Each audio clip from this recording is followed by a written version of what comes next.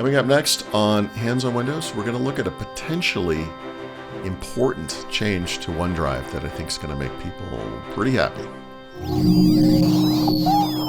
Podcasts you love. From people you trust. This is TWiT. Hello, everybody, and welcome back to Hands on Windows. I'm Paul Thurrott. And if you've been following the show for the past, 2.5 years, you might have heard me talk about something called OneDrive folder backup. And mostly in the context of it just turns on even when you tell Microsoft you don't want it on. This is one of the big trust issues in Windows 11, frankly. I know it doesn't happen to everybody, I guess, but it certainly has happened to a lot of people, probably millions and millions of people. It happens to me on every computer I configure. And the way that works is either in the out-of-box experience that you step through when you first set up a computer, after you buy a new computer or reset a computer or whatever, or through a notification you might see. Microsoft will try to promote folder backup to you. And folder backup is not a horrible idea for a lot of people. And the idea there is that instead of having local only folders, meaning folders that are only on your computer for your desktop, your documents, and your pictures folders, and then optionally for videos and music, you could have those things sync, not really backup, but sync to the cloud, to OneDrive. And then if you sign into a device somewhere else or a different computer or whatever, that stuff will sync as well, and you'll have it everywhere, right? And so that's nice. People like me, and I think a lot of other technical people, prefer to store things in their own organizational scheme. And so when I look at my OneDrive, there's all this junk that Microsoft creates, but I have this Paul folder, and I put everything that I need in there. And part of the reason I do this, actually the major reason, is Microsoft is auto-enabling folder backup everywhere, and I don't want these things commingling, right? So I review a lot of laptops. I review roughly 25 or more laptops every year. And one thing I started noticing in late December 2025 is something had changed.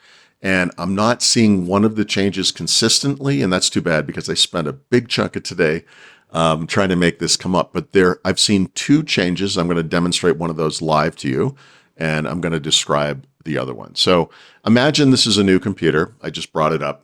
Maybe I bought it at Best Buy or whatever and signed in and did my thing. Or maybe I reset it. It's an existing computer. It doesn't really matter. And you arrive at this desktop. And it wouldn't look like this exactly, right? Because it would be a new computer, but this is my desktop. It doesn't really matter. If you go into settings in OneDrive right away and go to manage backup, I have seen on a couple of computers, but none of the ones I did today, a banner that says, oh, hey, we're going to turn on OneDrive folder backup, and it gives you a chance to actually opt out of it. I don't have enough data yet to prove that this is permanent and it's going to work, but on the couple of computers I've seen it has. Hey, Paul here. Sorry for the interruption of my own podcast, but since I recorded this episode originally, I was able to get this feature working many, many times. And the day I recorded this, I couldn't get it to work for some reason across multiple computers. So let me just show you what that looks like. And the way that this works is that when you bring up a new computer, whether it's a brand new computer you just opened for the first time and you went through settings or through setup, or you've reset an existing computer, when you get to the desktop, you will see down here in the corner, these are screenshots, but is a little icon for OneDrive. And this will originally have a line through it because it's updating. It will disappear, it will come back, and then it will be a normal icon. And if you go into settings for OneDrive right then, or within the next few minutes anyway, you can get to this backup folders on this PC dialog, and you will see it says getting things ready for backup. And if you hit cancel, it will never come back. It will actually not enable OneDrive folder backup. So the thing that I've discovered about this since then is that there's a period of time where that's available, and it's based on what you see down here in the corner. It says OneDrive Personal processing some number of files. So in my case, I've got about 900 gigabytes of files. It takes about 30 minutes for OneDrive to process those files so that it can show the stubs in File Explorer. During that time, during that entire time, you can go into settings for OneDrive, sync and backup, manage backup, and you can disable that feature. But once this thing completes, it goes back to the normal UI. right? So at this point, you have to do what I described later in this video. So I just wanted to show you that. I was kind of excited that I finally got it to work. And all right, we'll go back to the original video. Now on this computer, I have actually enabled one folder because I want to demonstrate the other change, right? And the other change is what happens when you discover that OneDrive is backing up your folders. And the way you might do that is maybe your desktop is empty, but because you have stuff in the desktop folder up in OneDrive, all of a sudden there's a bunch of icons on your desktop. That's one of the ways I find this is happening. The other thing you could do is just look at your folders, right? So you can see that the desktop folder is not the local version of the desktop folder. It's the one that's in OneDrive. It still has a place on the local file system, but it's actually in OneDrive. Whereas pictures is not, and you can see that from here. And I don't have the documents folder synced. We're going to get to this one because there's some stuff going on here too. But documents in this case is local, not backed up to the cloud or not synced to the cloud, really. Okay. So what I used to do when this would happen is I would go into OneDrive settings and go to backup, sync and backup here, manage backups. And that in that configuration, all three of these things are actually going to be checked. And one by one, I would uncheck them and it would be like, are you sure? We really, really, really want to back this thing up? Yeah, I'm sure. And then it creates these little shortcut icons because what it's doing is it has moved whatever was in those three folders to the cloud, to OneDrive. And when you say you don't want that anymore, actually, I'm now forgetting because I'm getting the new behavior, but I believe it just leaves the stuff there. So if you were to go to, say, the local version of desktop, it would have an icon there with a link to the version that's up in OneDrive. The way that this has bitten me in the past the most is through pictures, because when like right now, I'll take a screenshot. The screen's going to flash. If I open my pictures folder and go to screenshots, this is the screenshot I just took. I just took that shot right now. And that's fine. This particular computer is 109 screenshots, it looks like. But if this thing gets backed up to the cloud and I look at my pictures folder up there, I have a screenshots folder here too. Now I've taken the time to wipe this thing up, but this could have screenshots from multiple computers all commingled together, which, for most people is probably not a huge deal, but for me is a huge problem. I don't want those things commingled. And so that's why I pulled my personal photos out of there, right? I don't want there to be a circumstance where all of a sudden it's starting to download every photo I ever took to some computer because it decided to sync it. Kind of a problem. But this has changed. And now I'll show you what that looks like. So I've just discovered this thing is syncing. I should show you what this folder looks like too before we go anywhere. In fact, actually, this is probably important. My local folder actually does not exist. So the desktop folder that was in OneDrive was empty. These 4 items, it's 2 files and 2 folders, were locally only on my desktop, but now they're syncing. So I do see them on my desktop. You don't see them right here, but I have a multiple screen setup here. So I do see them on the desktop. I can see them in the folder as I navigate around, right? But what happens when I turn it off, right? So now we get this new user interface. It tells me that how many files there are, how much size it is, and I can continue backing it up. It's actually syncing, but whatever. Or, and this is the new bit, I can choose where to keep those files. So the old way was only in OneDrive, and that would create a shortcut link, up here in the corner that would let me get to those things. But now I can also choose only on my PC. And this is interesting, right? So I'm going to do that. I'm going to turn that thing off. It's telling me it stopped the backup. That folder, temporarily doesn't exist. Microsoft's going to recreate it. They can't stand not having those folders. But when I click on desktop now, those 4 items, 2 folders, and 2 files are local. They're not taking up storage up in the cloud. Now, how big is this? 2 gigabytes, not too bad. But if you only have the base 5 gigabytes of storage, that would have taken up most of the space. And none of this is anything meaningful, really. They're just a couple of, scratch files I'm just kind of working on at the moment.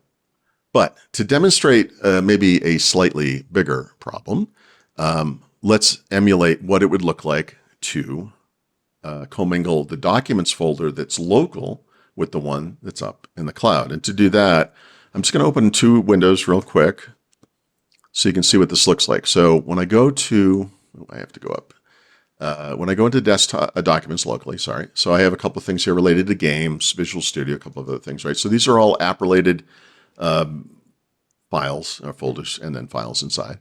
And on this side, when I go into the documents folder in OneDrive, what you'll see is things that are actually important to me. That's why they're there, right? These 3 things are programming projects I'm working on. These are some Wi-Fi password things for random locations. Doesn't really matter.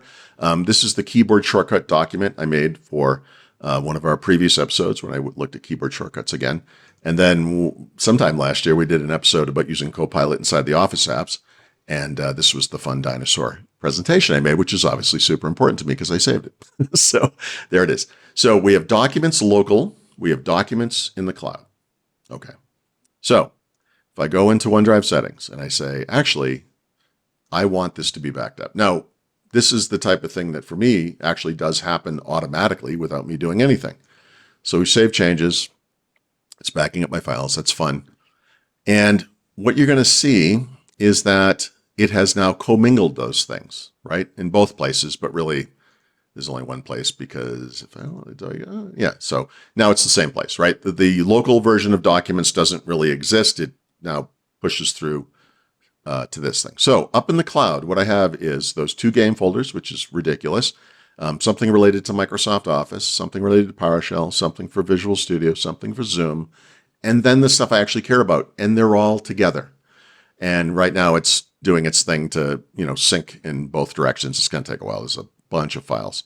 But you can see how that could be a problem. From a file size perspective, in this case, it's not a big deal. These things I've selected here are the folders, the items that were local only before. And if I look at the size, it's nothing. It's just 1.62 megabytes. Nothing. It's smaller than an MP3 file. But you could have this is a fairly clean system. You could have a lot going on. You might actually be using the documents folder for your documents, God forbid, if you have your entire document archive in there from years and years ago. And now it's just mixed up with whatever happened to be on this computer or vice versa, right? Whatever was in the cloud, whatever was local. So that's not what I want, right? Now, the thing is, if I go back, I have to open that again. So now once again, I have one folder. It's only 81 megabytes. But again, this is just a simple example. I actually have almost a terabyte of data up in OneDrive totally. But now I turn this thing off, right? And so we're going to get the same message as before. I'm going to say stop backup. So I get the choice. I can keep that stuff in OneDrive or I can make it only on my PC. This time I'm going to choose the only in OneDrive because I'm going to move the other stuff back because this is it's freaking me out even that I allowed this at all. And so give this a second. You can see I have almost a terabyte there. And I will just close that. And now I'm going to get out of this and I'm going to go and try to see whether there is a local documents folder. And there is. Now, remember, before I had some folders in there. Now I do not because I've said, you know what, just keep it up in OneDrive. It's fine. I'm going to fix this because this makes me crazy, but I'm going to move that back where it belongs, right? So when I run Battlefield 6 or Call of Duty or whatever I'm doing here, this stuff will be in the right place where it's expected, right? Because these apps are going to start up and expect to see this stuff where it's supposed to be and whatever. And so I put it back. But the thing is, remember, depending on your configuration, depending on how much stuff you have, what I just did is you might not be able to do it easily. And I've run into a problem on a computer already where it auto-enabled folder backup, where I tried to reverse it, and it was many, many gigabytes. And I wanted everything to be local. And I said, well, this isn't going to fit on this computer. Now what? Yeah, now what? Exactly. So I sort of appreciate that Microsoft is taking steps to fix a problem. I feel like they've created another problem. It's not as bad as the original, but it's kind of a 2 steps forward, 1 step sideways kind of situation, I guess. But that's where we're at. So just be careful with this. I've heard from many people who say, look, I've never heard of this problem. It doesn't happen to me. And that's great. That's great. But there are differences between Windows 11 Home and Pro. Home, I believe it just does it automatically out of the gate. I try to use the Pro version a lot. That they'll usually ask you during the out-of-box experience, but not always. I want to say, 2 computers I brought up today, it was I could opt out during that process, but it's still going to enable it later, right? One of the big focus points for Microsoft in 2026 is going to be helping people trust Windows more and trust Microsoft more by fixing a lot of this kind of stuff. And I think this is a first step toward that future. We'll see if they can get it all the way. But the big thing is I just be super careful with this stuff, because when you start commingling files between the cloud and just one computer, you got to be careful that you don't move everything out of the cloud that you wanted there, because then it won't be available elsewhere. And then the size problems too, depending on how much stuff you have and how big your SSD is on your computer, et cetera, et cetera. So anyway, I wanted to push this in front of you as quickly as possible, because to me, this is a big deal. I'm glad they did it. It's not perfect. It's important to understand the nuances, but again, 2 steps forward, 1 step sideways, maybe is the way I think of it. And we'll see if it improves further in the year ahead. You never know. So it's been 2.5 years. Anyway, thank you for watching.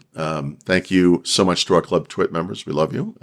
We have a new episode of Hands on Windows every Thursday. You can find out more about that at twit.tv/HOW. You can find out more about Club TWiT at twit.tv/clubtwit. Thanks so much. I'll see you next week.